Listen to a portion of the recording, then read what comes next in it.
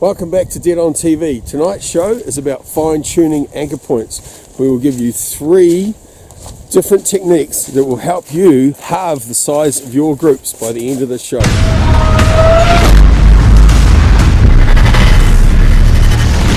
So, what happens when you're shooting your bow on a daily normal level is you've got a lot of visual things to take in. You're taking in the sight, you're taking in the arrow, you're taking in the pins, the circle in a circle, you're feeling your anchor points, but all of these visual cues serve as a fairly significant distraction from truly feeling and mentally locking in where your anchor points are. And so the techniques I'm showing you today have to be after a while that you've been shooting and you feel like you're plateauing and you feel like you're just not tightening your groups. So all you need is your target, your bow and your arrows like every other time, your trigger release, and you set up 2 meters from the target.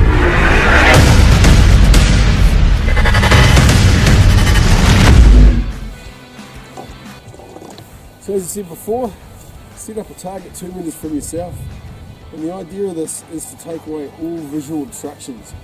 So before you even bring your bow to your face, you line up to the target so you hit the guy, hit the thing, and then just close your eyes first and then come into your anchor points. Just really focusing on where these anchor points are. What do they feel like? Does it feel natural? Get my front hand right.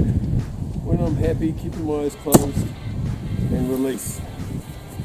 It's helping ingrain into your mind exactly where your anchor points are. But it's about remembering and feeling where those anchor points are so it feels natural and you're repeating that and ingraining that into your mind. Now, if you continue to do this, you'll really become fine-tuned to where your anchor points are. You won't be wrestling them to make your anchor points suit visual cues like the sights. You'll actually be taking anchor points that feel right, that are repeatable and are natural, and that's the key to this process. So the second stage I'm going to take you through is very similar to this with a slight variation. Once you've been doing that for a week, what I do is the next stage is I'm just behind the camera here, I've got a target set up at only 20 yards. You can do this to whatever distance you feel comfortable at. So essentially what you're doing is you're combining your normal shooting with the closing of your eyes. Now it might sound a bit crazy, but we're not going to fire with our eyes closed. So it's about coming to full draw. Again, closing your eyes before bringing the bow up. Coming into your natural anchor points. Open your eyes. From your sight to target. And shoot. I had that set on 50 yards, it just shot straight up the top of the target. So the idea of this is not to lose your arrows. If your anchor points are bang on with your sights and you open your eyes, you should be almost perfectly on, or with the smallest of adjustment, onto the circle in the circle. And by doing this every time, you're taking away those visual distractions and things that could be allowing you or forcing you to change your anchors from their natural spot. Eyes closed, anchor in, open the eyes, put on the target and shoot.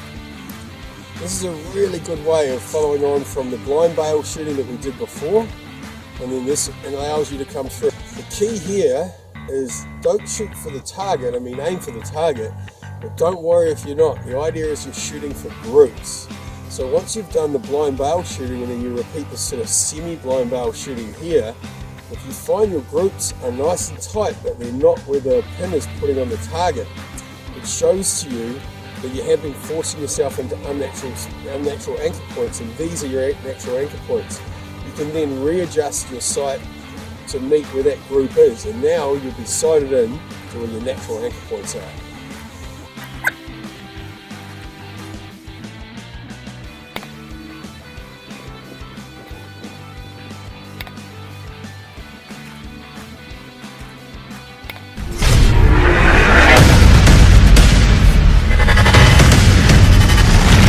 Blind bail shooting, and then you've done semi-blind bail shooting.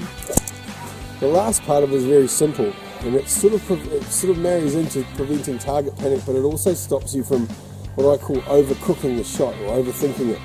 And that's quite simply coming to your draw, closing your eyes, winding your ankle. Once you open your eyes, allowing yourself a maximum of 4 seconds to make the shot. So eyes are closed, open, 1, 2, 3. What this does, it prevents you from wrestling with the target, wrestling with your pins. So we're on there, we've got our ankle points all nice, eyes open, shoot. And that's it, 3 stages.